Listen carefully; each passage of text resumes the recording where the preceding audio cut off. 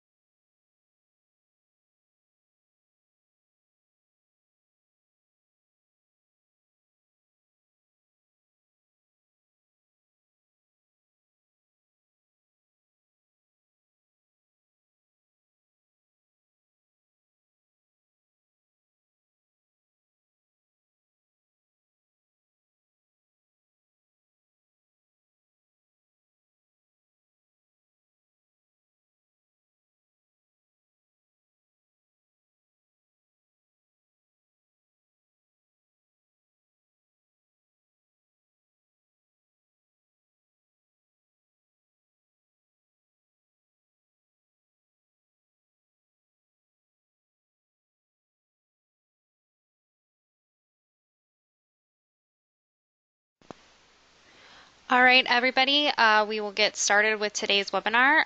Could everybody raise their hand if you can hear me?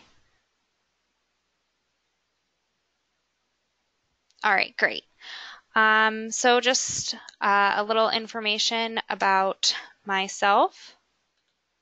My name is Lindsay O'Brien, and I am the Marketing Brand Manager at Anytime Collect. We are an automated accounts receivable software. So we automate everything from the send of emails to alerts when accounts go past due, to helping you prioritize your day by letting you know which accounts to call, and finally giving your customers a place to pay in an online bill pay portal. So everything from invoice to cash is automated. So today the topics we're going to cover are subject lines, personalization, timing and frequency, and your email lists. So marketers have been researching the topic of emails and getting emails opened and getting people to take action on emails. And they've found a lot of good helpful tips and tricks that can also be applied to collection emails. So when it comes to getting people to open those emails and pay attention to them, the same things that marketers are doing, we can be doing in the accounts receivable department as well. So with subject lines, think back to this morning when you opened up your Outlook. You probably had, 15, maybe 20, maybe even more emails that were sitting in there unopened that came in just from the night before. Some of these could have been spam emails, so you didn't even want to open them.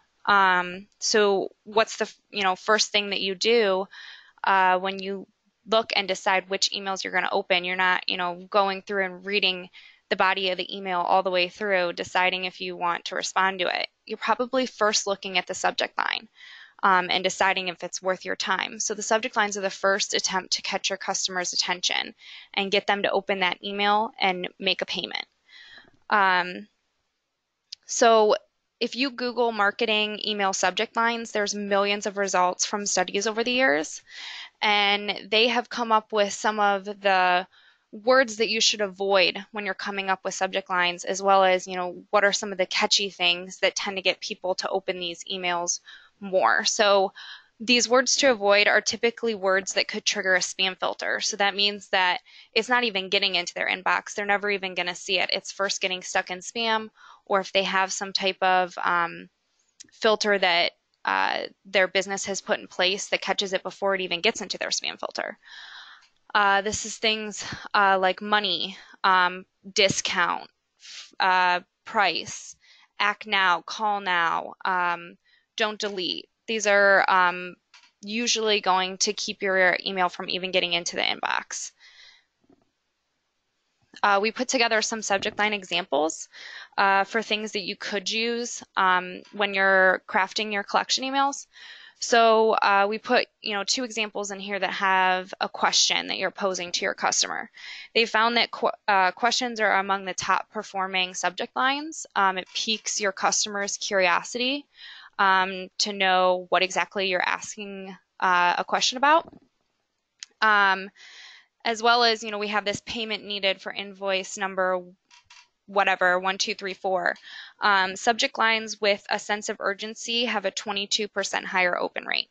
So you're getting that customer to understand, you can even put more urgent wording in there, like payment needed now or something like that, to create some sense of urgency that they need to open the email. And just before I started this webinar, I looked out there because the research is changing every day on this kind of stuff. So I went and saw if there was anything new out there that they found. And one of the newer results that they found is that 61.8% increase in opens when you use the word alert in the subject line. So maybe you put alert : payment needed for invoice number 1234. So our next topic is personalization. So marketers have been using personalization in emails for years. And I have some statistics up there for you to see. For emails with a personalized message, the open rate was 17.6% compared to 11.4% without. So this could be, putting your customer's name in the subject line. So Bob, payment needed on invoice number whatever. And the reason that this usually works is you're more likely to open and engage with someone who's personable and knows you. If you can tell from the subject line that you've never met this person, that maybe it's just this automated email that that came from a bot, you're not going to open it. And then even once they've opened the email, if you want to get them to take action, include personalization in the body of the email. So using a greeting. So instead of just saying like, dear valued customer, use their name. Say, hi, Bob.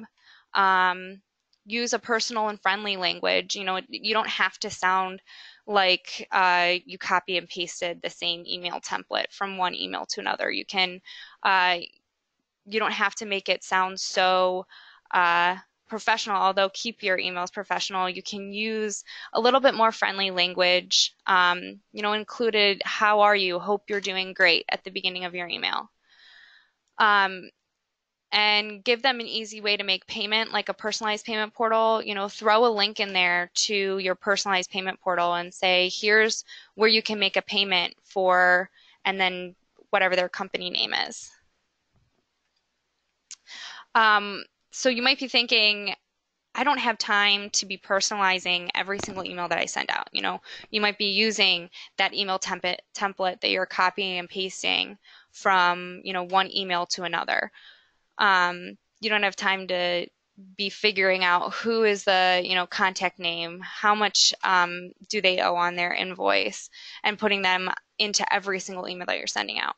And that's where email snippet codes come in. So an email snippet code allows you to send a mass email out. So you might be sending this email out to hundreds of people, but it pulls in their personal information. So in Anytime Collect, we have the ability to do snippet codes. So it would be, you see that drop-down box that's right here.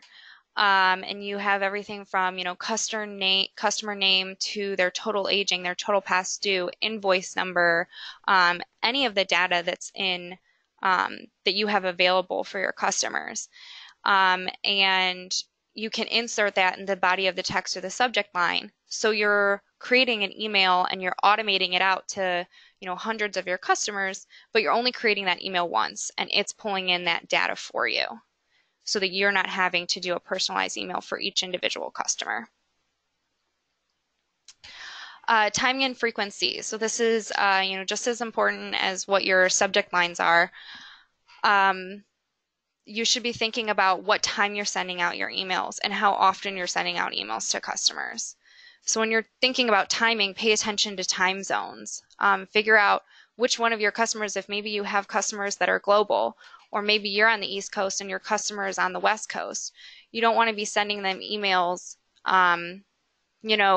at 8 o'clock in the morning, and on their time it's 6 or 5 o'clock in the morning.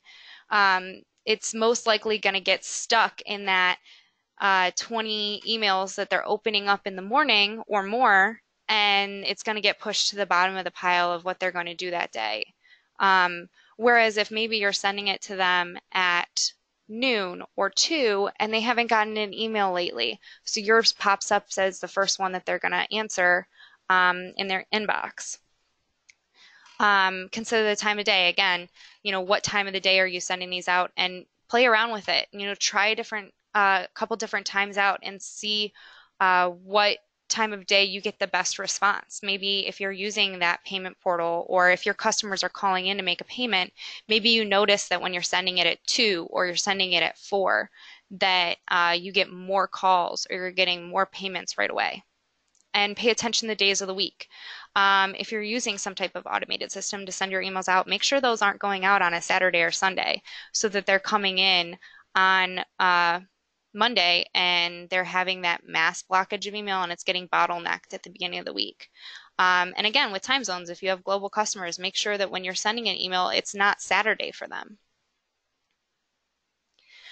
Frequency. So there's a fine line between sending too many payment reminders or too many past due notices and sending not enough. And this is going to be different for every company, and it's going to be different for every industry. It's going to take, again, play around with it, try different things out, see what works for you. But depending on if you're sending too many emails, they're going to just start ignoring you, because their inbox is going to be so inundated with emails from you. They're going to be like, I'm not going to open up any of them again, versus not sending enough, and then they don't realize the urgency of opening your emails and making that payment. And our last topic for today on collection emails is your database. The emails that you're sending out are only as good as what information and what email addresses that you have in your database for your customers. So you should be going through regularly, and anytime the sales department is sending over your contacts, make sure it's an AR contact. Make sure it's the contact of someone who has the ability to make a payment, and it's not whoever purchased the products for you or whoever authorized it and signed off on it. Because if you're sending emails to those people, they're going to have to forward it, and they might not even forward it. And then you haven't really gotten anywhere with sending out your collection emails. So that is all that I had today on the subject. I'm going to send out a poll right now, and we'll start taking questions. So while we have that poll running and you send in your answers to it, feel free to send in any questions if you want to know more about this subject.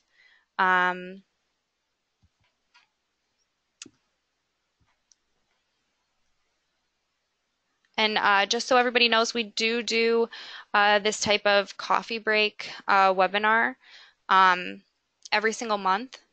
It's always going to be 20 minutes long. So we have 8 minutes left today if anybody has any questions.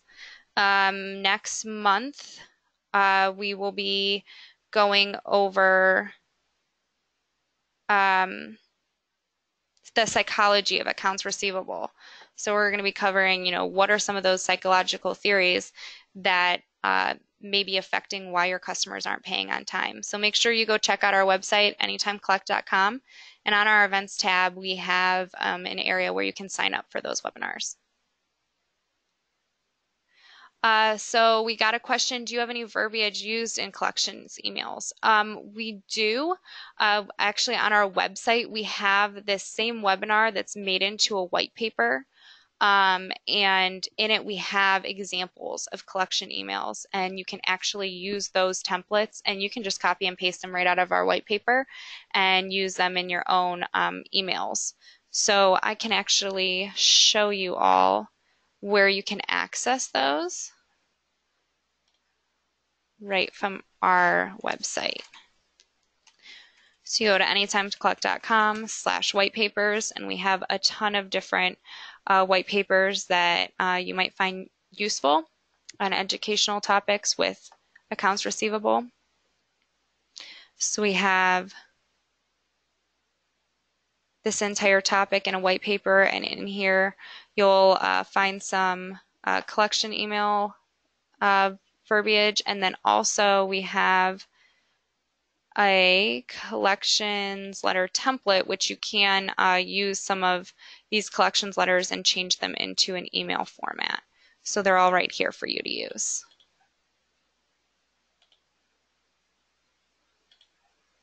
Do we have any other questions?